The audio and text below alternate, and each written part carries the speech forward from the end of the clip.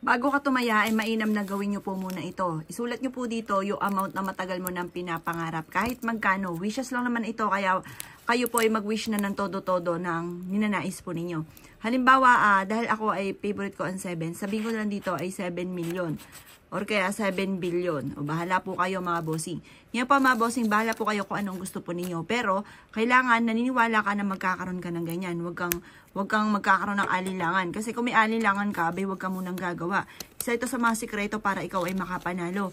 Kung hindi natatanong mga bossing ko, favorite ko po ito dahil ako po ay nakakapanalo. At ako po mga bossing ko ay isa sa mga subok na ito. Itong ginagawa kong gusto na hindi ako makapaniwala sa mga blessing na dumarating. Kaya subukan nyo po siya. Isang buo na dahon ng laurel, tapos ganoon din yung bawang. Kahit hindi nyo nabalatan yung bawang.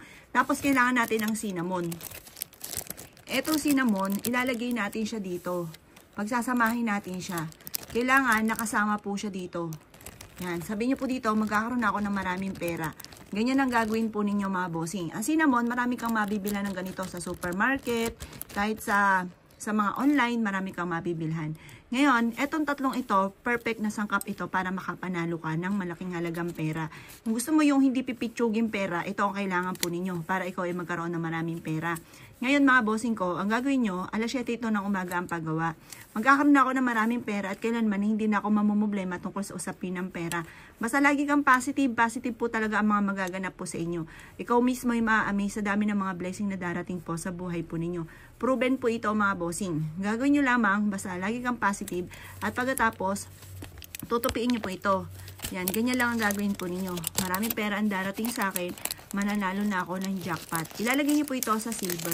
Kasi ang silver, nagtatawag po yan ng swerte at nagtataboy po yan ng malas.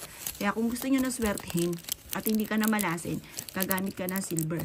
Ngayon, eto ibibilad nyo sa sinag ng araw. Sabihin nyo, mananalo na ako ng jackpot. Or kaya sa aking negosyo, ay magkakaroon ako araw-araw ng malaking benta. Maraming pera ang darating sa akin at kailanman hindi na ako mamumblema tungkol sa usapin ng pera. Maraming pera ang darating sa akin. Bukod sa inyo pagiging masipag at matyaga, ay gawin nyo ito ng pasikreto. Pwede nyo rin itong i-share sa taong naniniwala sa mga gatong mga pamamaraan. Pero subukan nyo muna bago nyo i-share. Pero ako, kaya ako sinishare sa inyo dahil nasubukan ko na po siya. Ito ay isa sa mga favorite ko na mga pampaswerte.